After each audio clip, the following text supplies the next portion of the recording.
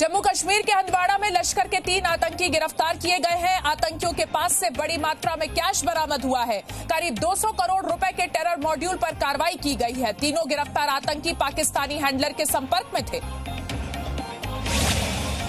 जम्मू कश्मीर के बडगाम में चल रहे एनकाउंटर में आतंकी भागने में कामयाब रहे। पुलिस के मुताबिक एक पिस्टल, AK-47 की 6 मैगजीन और दूसरी सामग्री बरामद की गई है। कल शोपियां में सुरक्षा बलों ने 5 आतंकी मार गिराए थे।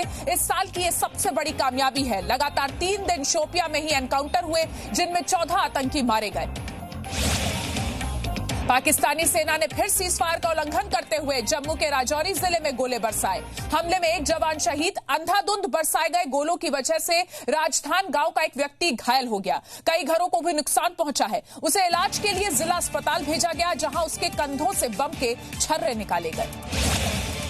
आरक्षण को लेकर सुप्रीम कोर्ट ने बड़ी टिप्पणी की है। सुप्रीम कोर्ट ने कहा है कि आरक्षण का अधिकार मौलिक अधिकार नहीं है। सुप्रीम कोर्ट ने यह टिप्पणी तमिलनाडु में मेडिकल सीटों पर OBC आरक्षण नहीं दिए जाने के खिलाफ दायर याचिका पर सुनवाई से इनकार करते हुए की है। इसके साथ ही सुप्रीम कोर्ट ने याचिकाकर्ता को हाईकोर्ट जाने की छूट भी दे दी है।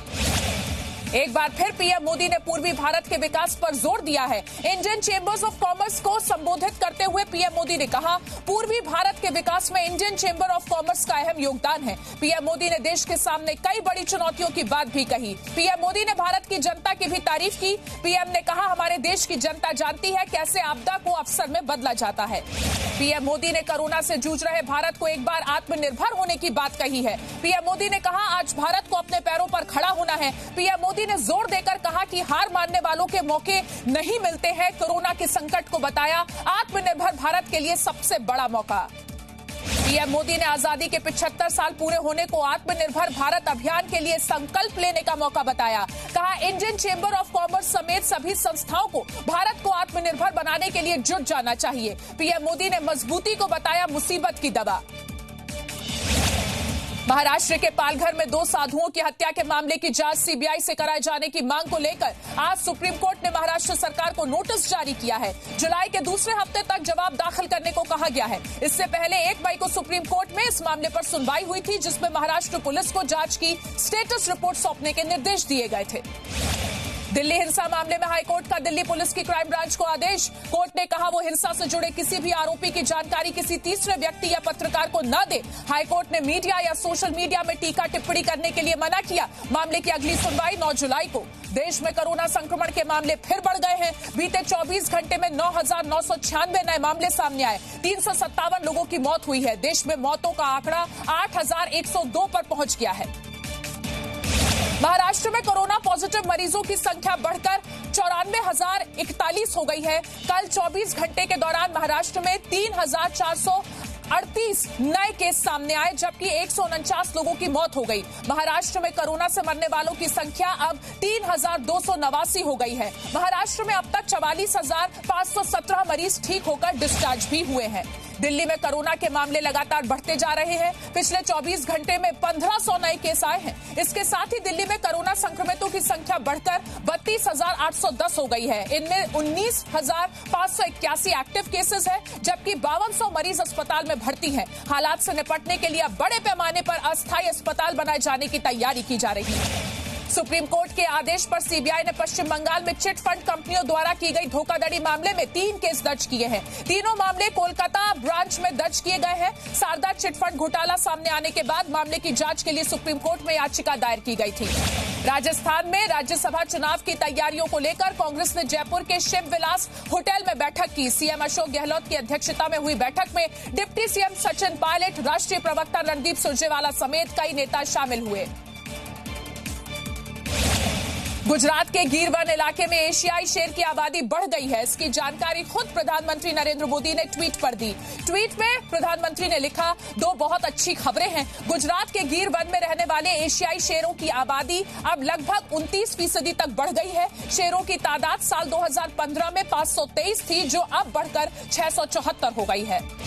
यूपी के गाजियाबाद में आज से शॉपिंग मॉल खोल दिए गए हैं। मॉल में सिनेप्लेक्स बंद रहेंगे। सिर्फ रेस्टोरेंट और दुकानें खोली गई हैं, जिसमें 50% क्षमता के साथ ही काम किया जा सकेगा। देश में बाकी जगहों पर 8 जून को मॉल खोल दिए गए थे, लेकिन गाजियाबाद प्रशासन ने 3 दिनों तक साफ सफाई और सैनिटाइजेशन के बाद ही खोलने का फैसला किया। तमिलनाडु में रायपुरम के एक सुधार गृह में 35 बच्चों के कोरोना संक्रमित होने पर सुप्रीम कोर्ट ने सवाल उठाए हैं। तमिलनाडु सरकार को नोटिस जारी कर जवाब मांगा। कोर्ट ने पूछा कि देश भर में कोरोना के मामले बढ़ने के बावजूद राज्य सरकार ने सावधानी क्यों नहीं बरती। सुप्रीम कोर्ट इस मसले पर सोमवार को सुनवाई करेगा।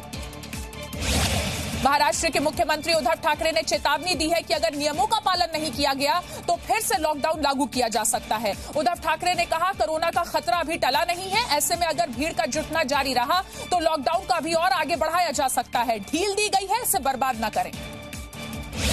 लॉकडाउन में छूट के बाद मुंबई में कई जगह ट्रैफिक जाम देखा गया। दादर में भी लोग बड़ी संख्या में सड़कों पर निकल आए, जिससे जाम की स्थिति उत्पन्न हुई। अंबाला और चंडीगढ़ हाईवे पर बने टोल प्लाजा के नजदीक पंजाब नेशनल बैंक के एटीएम को बदमाश उखाड़ कर ले गए।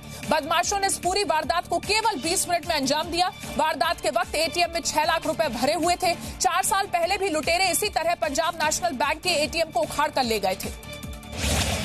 यूपी के मुरादाबाद में अनलॉक 1 लागू होने के बाद नॉनवेज बेचने वाले रेस्टोरेंट खुल गए हैं, लेकिन रेस्टोरेंट मालिकों को कच्चा माल न मिलने और दूसरे राज्यों के कुक अपने घरों पर लौटने की वजह से दिक्कतों का सामना करना पड़ रहा है।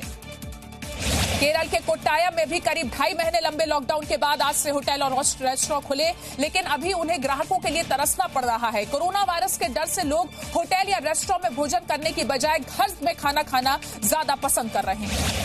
छत्तीसगढ़ के सूरजपुर जिले में 2 दिनों में 2 हथनियों की मौत ने वन विभाग पर सवालिया निशान लगा दिए हैं।